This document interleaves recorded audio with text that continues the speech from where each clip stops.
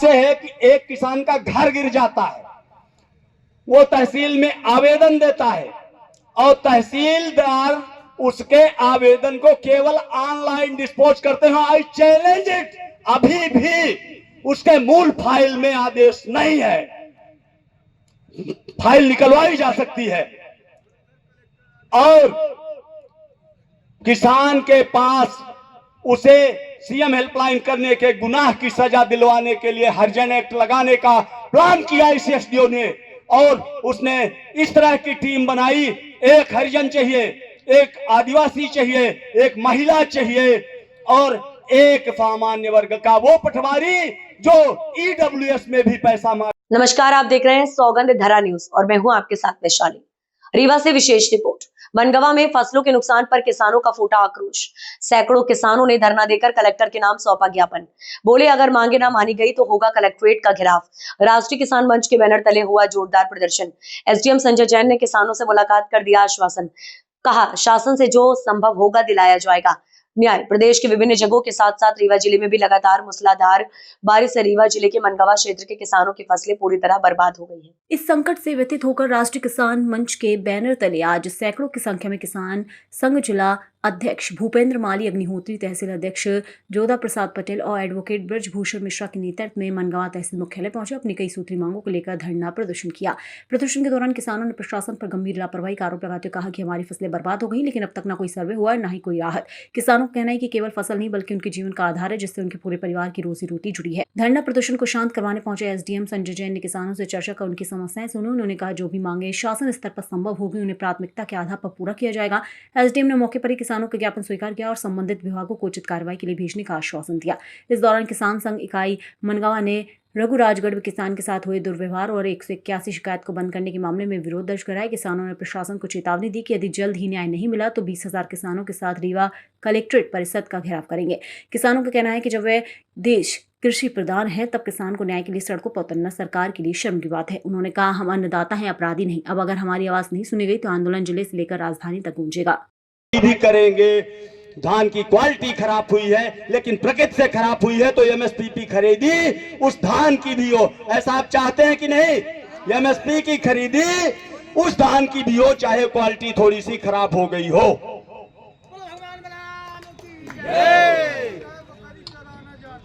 जय हो, जय हो। अब आगे पटवारी साहबान की कृपा और कृपा पात्रता तहसीलदार एसडीओ की, इनके पास खुद एसडीओ साहब के पास हजारों की संख्या में खफरा सुधार के प्रकरण पड़े हैं। वो बहुत ईमानदार टाइप के अधिकारी माने जाते हैं और उनकी ईमानदारी का लेवल यह है कि 4 प्रकरण कभी धोखे से सुन ही नहीं पाते हैं। उनकी ईमानदारी का चटनी बनाएं, अचार बनाएं, मुरब्बा बनाएं, क्या बना के खाएं। और किसान जिसमें राम धनी के जगह राम धान लिख दिया गया उसके उनके पटवारी के द्वारा, उसके सुधार के लिए पटवारी रिपोर्ट के बाद तहसीलदार की रिपोर्ट और कितने कितने जो दार होते हैं उनकी रिपोर्ट लगे, फिर वो रामधनी को हम पुराने कागज लगा रहे हैं। पर जब तक पटवारी साहब नहीं लिखेंगे तो रामधनी नहीं हो पाएंगे। क्या ऐसा होना चाहिए? ऐसे छोटे सुधार के लिए क्या अभिलेख में देखकर एसडीओ साहब को सुधार कर देना चाहिए कि नहीं करना चाहिए? कर देना चाहिए। अब अगर कर देना चाहिए तो नहीं कर रहे हैं तो हमको अपनी ताकत बढ़ा के उनकी कलम पकड़ के भी ऐसे सुधार करवाना होगा कि नहीं? इसके लिए आपको और ताकत बढ़ाने की जरूरत है। आज जो आदमी आया है वो अपने हिस्से में 10 किसान संघ का सदस्य मान के चले, 10 लोगों को और भविष्य के किसी आंदोलन में लाने की क्षमता बढ़ा के चले तो उनकी कलम पकड़ने की हमारी ताकत आएगी। हाँ, आगे आपको एक जानकारी, रघुराजगढ़ घटना कोई किसान ऐसा नहीं जो ना जानता हो। से है कि एक किसान का घर गिर जाता है, वो तहसील में आवेदन देता है और तहसीलदार उसके आवेदन को केवल ऑनलाइन डिस्पोज करते हैं। आई चैलेंज इट, अभी भी उसके मूल फाइल में आदेश नहीं है। फाइल निकलवाई जा सकती है और किसान के पास उसे सीएम हेल्पलाइन करने के गुनाह की सजा दिलवाने के लिए हरिजन एक्ट लगाने का प्लान किया इस एसडीओ ने, और उसने इस तरह की टीम बनाई। एक हरिजन चाहिए, एक आदिवासी चाहिए, एक महिला चाहिए और एक सामान्य वर्ग का वो पटवारी जो ईडब्ल्यूएस में भी पैसा मांग। अचानक से पहुंचे उसे सीएम हेल्पलाइन बंद कराने, लेकिन बाद में टीम बना लिए हैं। एक रेलवे डिपार्टमेंट में आरएसी होता है, सभी लोग जानते हैं ना। आरएसी में अगर सिंगल महिला को फर्स्ट पैसेंजर बना दिया गया तो क्या सेकंड पैसेंजर पुरुष हो सकेगा? नहीं होगा। लेकिन 4 पुरुषों के बीच में एक महिला पटवारी इसलिए डाला गया कि वो शैली बोपचे बोल सके कि वो अश्लीलता पूर्वक छुआ गया है। छुआ कहां गया, कैसा छुआ गया, कौन सा धागा लग गया उसके, ये बोलने की स्थिति में नहीं है। बोलती है तो आए मंच में स्वागत करता हूं, बताए कहां अश्लीलता हुई है।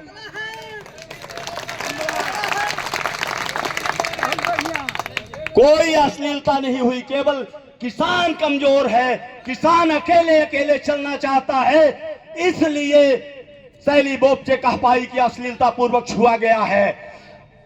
अक्षय चोरी करता है सीधे सीधे और कह पाया कि नहीं मुझे मारा गया है, मुझे बंधक बनाया गया है। एसडीएम साहब के पास हेलीकॉप्टर था कि रघुराजगढ़ वो उसको बंधक से मुक्त कराने के लिए 7 मिनट के अंदर गए, क्योंकि वीडियो वायरल है उसी अक्षत का, कलेक्टर के सामने अक्षय मिश्रा का, कि हमें 10 मिनट तक बंधक बनाया गया था, अधिकारियों के आने पे छूटे हैं। तो हेलीकॉप्टर तो था नहीं, और कार 7 मिनट में मेरे साथ चला के बता दे वो ड्राइवर रघुराजगढ़ की रोड में कि 7 मिनट में वो पहुंच गए हैं। किसी हालत में ऐसा नहीं हुआ है, केवल किसान की एकता न होने का लाभ लेते हुए फंसाया गया है। और उसमें एक लड़की जो अविवाहित है उसके विवाह के लिए प्रश्न उठेगा कि ये तो जेल भी हो आई है। मानवता की दृष्टि से एसडीएम साहब अपनी छाती पे हाथ रख के एक बार सोचेंगे तो खुद को शर्म से गड़ा पाएंगे। उनको मजिस्ट्रेटियल पावर प्राप्त है, मजिस्ट्रेटियल पावर प्राप्त है, दोनों की जांच कर लेते। और SC/ST एक्ट नहीं, अगर फांसी का प्रोविजन बन पाता तो फांसी चढ़वा देते, हम कभी नहीं बोलते। लेकिन वो कमजोर है, वो किसान है, उसने को सीएम हेल्पलाइन की वेबसाइट है क्यों, सीएम हेल्पलाइन का नंबर जारी क्यों किया सरकार ने, अगर हम शिकायत कर नहीं सकते? सीएम हेल्पलाइन में आप बताइए आपका किसी का निराकरण होता है या केवल पटवारी साहब, तहसीलदार साहब, एसडीओ साहब, कलेक्टर के बाबू साहब, दीदी साहब, इनका फोन ही आता है कि भैया आप अपनी शिकायत हटा लो, हम आपका काम कर देंगे। अरे कर दोगे भैया तो करके बता दो कि आपका काम हमने कर दिया, अब आप सीएम हेल्पलाइन बंद कर दो। ऐसा होता है क्या? नहीं करते। तो सीएम हेल्पलाइन के नंबर बंद कराने का प्रस्ताव भेज दीजिए एसडीएम साहब अपने, कम से कम अपने तहसील के लिए, कि इस तहसील में सीएम हेल्पलाइन नहीं चाहिए। आपकी झंझट खत्म, किसान को 181 डायल करना, इंतजार करना कि 181 में लगेगा नहीं लगेगा, तो कम से कम अपने तहसील के, तो आप कलेक्टर हैं सर, भेज दीजिए एक प्रस्ताव कि मध्य प्रदेश सरकार सीएम हेल्पलाइन का नंबर मनगमा तहसील के लिए बंद कर दे, तो शिकायत बंद कराने के लिए आपको नहीं जाना पड़ेगा।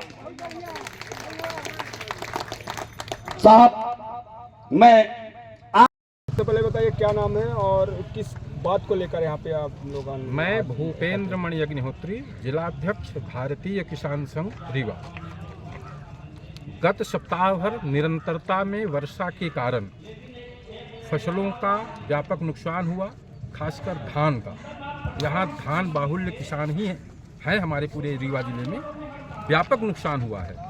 फिर भी जिला प्रशासन द्वारा जो सर्वे का आदेश हुआ है उसमें उन्होंने एक शब्द जोड़ा है, कहीं कहीं नुकसानी की सूचना उनको हुई है।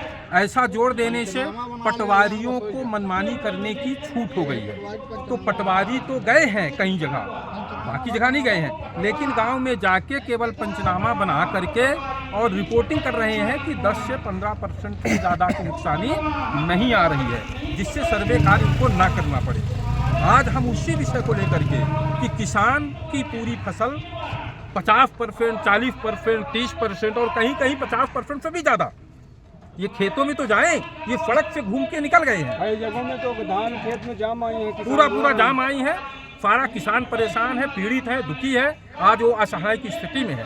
आज हम उन सबकी पीड़ा को लेकर के सबको एक करके और भारतीय किसान संघ के बैनर तले यह आज ज्ञापन भी हम कलेक्टर को दे रहे हैं कि आपके आदेश का अक्षरशः पालन हो। प्रत्येक प्रभावित किसान जिसकी खेत की फसल का नुकसान हुआ है, प्रत्येक स्थिति में उसे मुआवजा राशि, राहत राशि दिया जाए। इसी मांग को लेकर के प्रमुख रूप से हम लोग यहाँ आए। लेटर में क्या है, प्रति एकड़ क्या मुआवजे की मांग कर रहे हैं? जो इनका मांग है 30,000 रुपये प्रति हेक्टेयर इनका दर है। RBC 4 में 12,000 रुपये प्रति एकड़ के मान से आ रहा है। यदि उतना भी दे तो हम उतने में भी विरोध अभी नहीं कर रहे हैं। अभी तो ये इनके पास जो प्रावधान है उतना तो दे। 12,000 नुकसान है तो आपकी लागत उससे ज़्यादा हमें लग रहा है 20,000। ये हमारी अगली ये नियम की लड़ाई है। अभी हम कलेक्टर को न दे रहे हैं, तो कलेक्टर के पास अभी जो रूल है सरकार की, तो सरकार का जो रूल है RBC 4 के तहत उसी के तहत दे दें। अगली लड़ाई हमारी सरकार से होगी नीतिगत लड़ाई के लिए, जब प्रदेश संगठन हमारा तय करेगा, क्योंकि वो पूरे प्रदेश का मैटर होता है। तो हम वहाँ पर अभी कलेक्टर से इस बात को लड़ेंगे तो हम कैसे सफल हो पाएंगे? कलेक्टर से तो हम इसी बात को लेकर लड़ेंगे कि जो रूल है आपके पास RBC 4 में, उसी के तहत हमको आप राहत राशि दो। अगर आपकी मांगे पूरी नहीं हुई तो आगे का क्या हम तो आंदोलन संघर्ष होगा? करने वाले लोग हैं, आगे भी हम संघर्ष करेंगे और ताकत के साथ संघर्ष करेंगे। हमारा संघर्ष निरंतर चलता रहेगा जब तक हमारी मांग पूरी नहीं होगी। मानते हैं कि लगातार किसान प्रशासनिक कार्यशैली और प्राकृतिक दोनों मार झेल रहा है। मैं बिल्कुल इस बात को मानता हूं कि वर्तमान की सरकार में आज प्रशासनिक आतंकवाद फैला हुआ है। प्रत्येक जगह केवल किसान को लूटा जा रहा है, प्रताड़ित किया जा रहा है। आज किसान आत्महत्या करने के लिए मजबूर होता जा रहा है।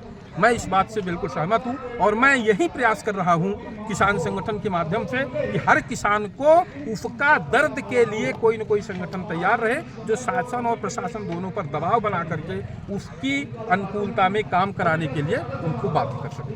एक मुख्यमंत्री मोहन यादव का लेटर सर्कुलर हुआ है। वर्तमान में किसान प्राकृतिक मार झेल ही रहा है और भारी व्यापक तरीके पर किसान धान की फसल तैयार कर रखा है।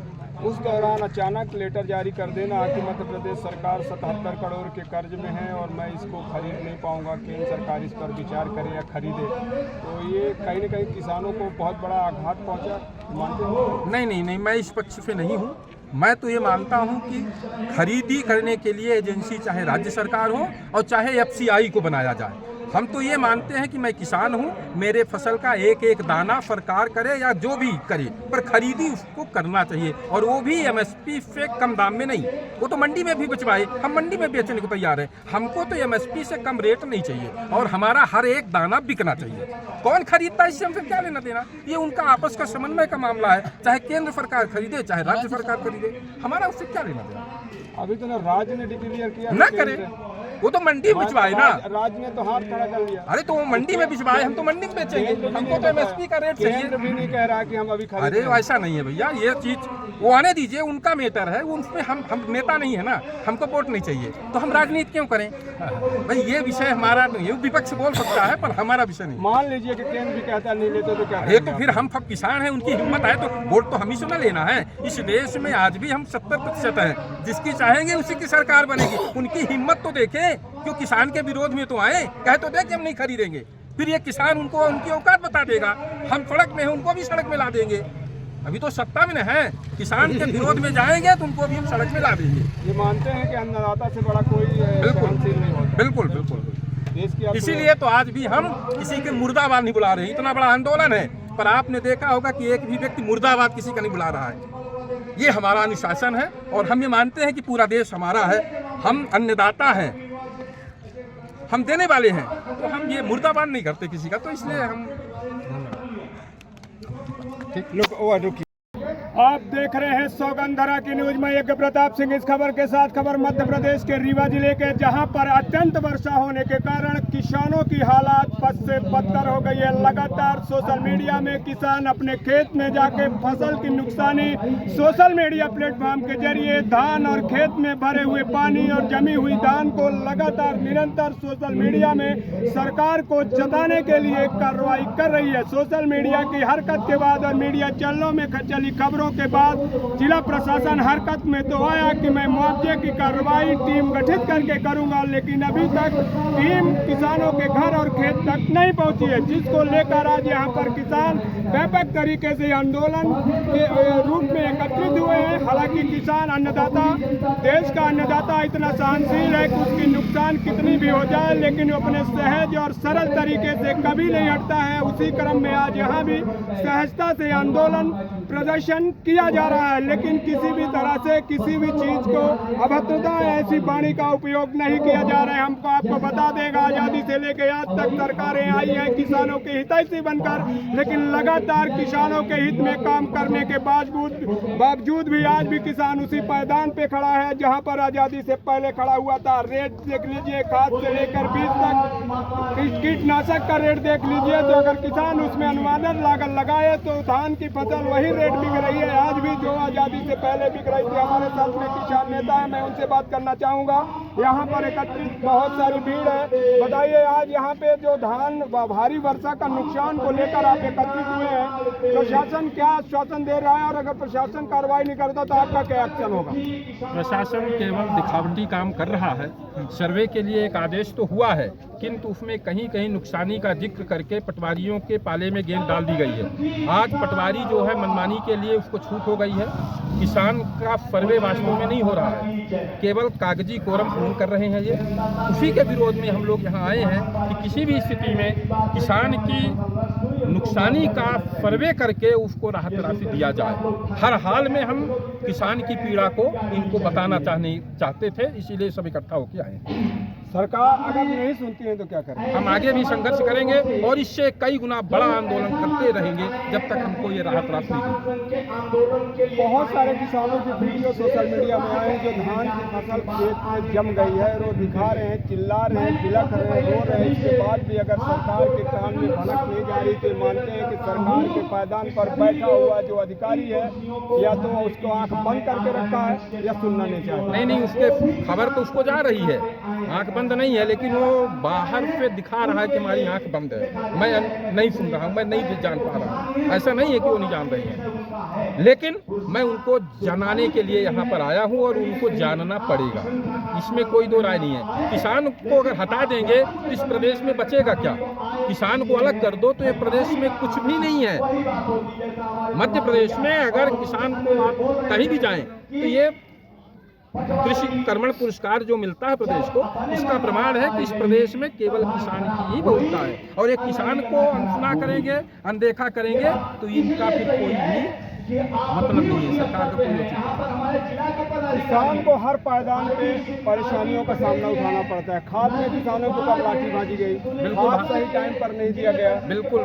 सरकार कहती है दिल्ली से बैठ के कि हम तो किसान हितैषी हैं, भैया किसान को इतना भी नुकसान हुआ तो मैं छाती खोल कर दौड़ जाऊंगा वहाँ पर। मैं इस बात से सहमत हूँ कि मोदी जी जहाँ किसान हित में लगे हैं वहीं यहाँ की सरकार किसान से लड़ रही है और यहाँ का प्रशासन तो किसान के विरुद्ध मुकदमा भी कर रहा है। तो इसीलिए तो हम किसानों को एक साथ ला करके और ये बताने आए हैं कि अब किसान से लड़ो मत, किसान ही आपको सत्ता में बैठाता है। और यहाँ की प्रशासन को भी बताने आए हैं कि आप किसान के विरुद्ध में इकट्ठा होकर के मुकदमाबाजी मत करो, किसान की पीड़ा सुनो और किसान के लिए काम करो। खरीदी के लिए लेटर जारी किया है मुख्यमंत्री ने, उन्होंने वो उनका अपना मामला था, वो कौन खरीदी करेगा नहीं करेगा वो आपस में समन्वय स्थापित कर लें। हम तो किसान संगठन के लोग हैं, हमारी तो यही एक मांग है कि आप हर हाल में किसान का एक एक दाना खरीदोगे, वो भी MSP से कम में नहीं तो किसान संघ बर्दाश्त नहीं करेगा और आपको सड़कों में वापस ला देगा। सत्ता से आप वापस आ जाओगे अगले चुनाव। यदि आपने ऐसी गलती की तो वो दिन दूर नहीं है, फिर आपको सत्ता नहीं मिलने वाली है। मानते हैं कि किसानों का नुकसान बहुत ज्यादा हुआ है? बहुत ज्यादा हुआ। आप बताइए। बहुत ज्यादा नुकसान। बताइए नुकसान हुआ है? बहुत ज्यादा हुआ है। परेशान है आप लोग? कि हम बर्बाद हो गए हैं, हमारी आवाज सुननी पड़ेगी इनको। और यदि ये हमारी आवाज नहीं सुनते हैं तो हम इनके कान में नहीं, इनके सर में बैठ के ये बोलेंगे कि आप चलो हमारे खेतों में और ये देखो कि हमारी फसल कैसी है। आप अपनी ऑफिस में बैठ के सिर्फ ये मत लिखो कि यहाँ ये हुआ, यहाँ ये हुआ। किसानों के यहाँ जाओ, किसानों के खेतों में जाके देखो क्या हुआ है, और नहीं तो हम यहाँ बैठने नहीं देंगे। आप 45% नुकसानी मुआवजा बनाना पड़ेगा। हमारे खेतों की फसल 45% नष्ट हो गई है और हम ये तो मेरा ये शुरुआती दौरा है। यदि हमारे खेत का मुआवजा 45% शासन नहीं दर्ज करती है, आरबीसी एक्ट में नहीं लाती है, हम इतना ज़्यादा उग्र आंदोलन करेंगे। हम तो बर्बाद हो गए, हमारा किसान समाज बर्बाद हो गया, लेकिन हम इनको बर्बाद करके छोड़ेंगे। क्या नाम है आपको? मेरा नाम जोधा प्रसाद पटेल है। वर्तमान में भारतीय किसान संघ तहसील इकाई का मैं अध्यक्ष हूँ। आपको बता दें हमारा देश कृषि प्रधान देश है और देश की अर्थव्यवस्था को बनाए रखने में किसानों का बहुत बड़ा 90% योगदान है। आपको बता दें किसान यहाँ धान चावल ही नहीं, हिंदुस्तान के अंदर किसान सेब से लेके अखरोट, बादाम, काजू, किशमिश, केसर जैसे महंगे उत्पादन पैदा करती है, जिसके कारण जिसका जो बिक्री है विदेशों में होती है और वही पैसा देश की अर्थव्यवस्था को संभालता है। अगर अन्नदाता इस तरह से सड़क पर बैठकर अपनी मांग के लिए चिल्लाएगा तो सरकार को खुद शर्म आनी चाहिए कि देश के अन्नदाता को इस तरह से। सर, आज किसानों ने यहाँ पर ज्ञापन सौंपा है। अति वर्षा के कारण किसानों की फसल नष्ट हुई है, जिसको लेकर किसानों का ये आरोप है कि लगातार वर्षा से फसल नष्ट हुई है और स्थानीय जो पटवारी हैं राजस्व विभाग के, वो हर जगह पर अभी तक नहीं पहुँचे हैं और मुआवजे को लेकर उनकी मांग है। उस पर आप क्या कहना चाहेंगे? ये बात सही है कि विगत 8-10 दिन से लगातार मतलब 4-5 दिन लगातार बारिश हुई है, मौसम भी ख़राब रहा है। तो पूरे प्रदेश की मुझे लगता है ये समस्या है कि वहाँ पे जो अभी खरीफ की फसल थी, किसानों की फसलें प्रभावित हुई हैं। तो इसमें शासन के भी निर्देश हैं, शासन भी किसानों के हित के प्रति संवेदनशील है और शासन के भी निर्देश हैं, माननीय कलेक्टर महोदय के निर्देश हैं। उस निर्देशों के पालन में हमने भी विगत 2-3 दिनों से लगातार पटवारियों को फील्ड में भेज रहे हैं और वो सर्वे करा रहे हैं। तो आपके माध्यम से हम सभी विधानसभा या पूरे तहसील के किसानों से आह्वान करते हैं कि जब हमारे पटवारी फील्ड में जाते हैं, पटवारी के साथ साथ कलेक्टर महोदय के आदेश के अनुसार पंचायत विभाग का भी, ग्रामीण विकास का भी अमला है, कृषि विभाग का भी अमला है, संयुक्त दल बना हुआ है। तो आप सभी से आपके माध्यम से निवेदन है कि आप लोग जब टीम फील्ड में जाती है तो आप उनको बिल्कुल विधिवत आप सहयोग करिए, उनके साथ मौके पर जाइए, सर्वे कराइए और जो भी नुकसानी की जो होगी शासन स्तर से जो उनकी नियमानुसार कार्रवाई होती है वो उसका क्षति पत्रक जो बन के आएगा, जो वास्तव में क्षति होगी उसको भुगतान किया जाएगा किसानों को। सर, अभी किसानों ने कई पटवारियों के नाम लिए हैं आपके सामने जिन पर गंभीर आरोप लगे हैं, क्या कार्रवाई होंगी? आरोपों की जांच करेंगे, सत्यता पाए जाने पर नियमानुसार वैधानिक कार्रवाई। रघुराजगढ़ वाले जो विवाद हुआ था राजस्व विभाग की टीम पर, उस पर भी किसानों की टिप्पणी थी कि नाजायज उनको फंसाया गया था और जो 181 का कंप्लेन था जो राजस्व विभाग के अधिकारी तहसीलदार से वो बात करते नजर आ रहे थे इससे पूर्व, और उन्होंने ये बोला था कि मैं इस पर कार्रवाई। ये जांच का विषय है कि नाजायज है कि सही है ना। कार्रवाई आपके समक्ष में है। अगर कोई आरोपी होगा तो शायद जेल में भी गए हैं, तो कुछ कार्रवाई हुई होगी, मारपीट की उस बार बताया गया था। तो जो भी नियमानुसार कार्रवाई है माननीय न्यायालय के संज्ञान में है, मामला पूरा न्यायालय डिसाइड करेगा उसमें। सर, मुख्यमंत्री मध्य प्रदेश का ये आदेश था कि राजस्व विभाग के जो अमला हैं, ज़्यादातर जो पटवारी लेवल के हैं, वो अपने सर्किल में ही रहेंगे। उस पर क्या आदेश है, क्या रहते हैं आपके? शासन के निर्देश हैं कि उनको सप्ताह में 2 दिन हल्के में रहना चाहिए। हम लोग अनुभागीय अधिकारी राजस्व की के रूप में मैं प्रयास करता हूं कि वो लोग रहें सर्किल में। इसके अलावा भी केवल 2 दिन की बात नहीं है, जब आवश्यकता पड़ती है तो हम लोग रात दिन फील्ड में काम करते हैं। तो वही निर्देश शासन के भी हैं और हम लोगों की तो जिम्मेदारी 24 घंटे जनहित में काम करने की। शासन के ऐसे निर्देश हैं तो रात दिन हम लोग नहीं देखते हैं। आप लोगों ने देखा होगा कि जब जरूरत पड़ती है तो 12 बजे भी पहुँचते हैं। तो मैं व्यक्तिगत बता सकता हूं कि मेरा प्रयास रहता है, हमारे पूरे तहसील स्टाफ, तहसीलदार मैडम का और कलेक्टर मैडम के भी निर्देश हैं कि पटवारी मौके पर रहें। इसके लिए हम लोग ग्रुप में एक ग्रुप भी व्हाट्सएप ग्रुप बनाए हैं, उनकी लोकेशन भी लेते हैं। अगर ऐसी कोई समस्या आएगी कि पटवारी नहीं पहुंच रहे हैं, जैसे अभी मामले में कुछ प्रतिवेदनों का भी आया, तो प्रतिवेदन के बारे में मैं अपने न्यायालय का बताता हूँ कि मैंने रोस्टर बना के रखा है। पहले प्रक्रिया दूसरी थी कि पटवारी से प्रतिवेदन लिया जाता था। मैंने उस चीज़ को ध्यान में रखते हुए उसमें सुधार किया है अपने स्तर पे कि अब आवेदक परेशान नहीं होगा। जो भी हमारे न्यायालय में रिकॉर्ड सुधार के प्रकरण चल रहे हैं, पटवारी यहाँ पे खुद मैंने रोस्टर बनाया है। रोस्टर के दिन वो आते हैं, उनको न्यायालय से फाइल मिलती है, वहीं से वो प्रतिवेदन लगाते हैं। आवेदक को परेशान नहीं किया जाता है। बाकी और भी जो आपकी 12 सूत्री मांगे हैं जो शासन स्तर से संबंधित हैं, वो शासन को अवगत करा दिया जाएगा माननीय कलेक्टर महोदय के माध्यम से। जो मेरे स्तर पे मैं पूरा प्रयास करूंगा कि जो छोटी मोटी जो लोगों की शिकायतें रहती हैं पटवारियों के प्रति, तो उन पे नियंत्रण बना के, उन पे अगर बदमाशी करते हैं तो कार्रवाई करके उनको जो किसान हित में, जो जनहित में जो काम है उनसे कराएंगे। चलिए। धन्यवाद।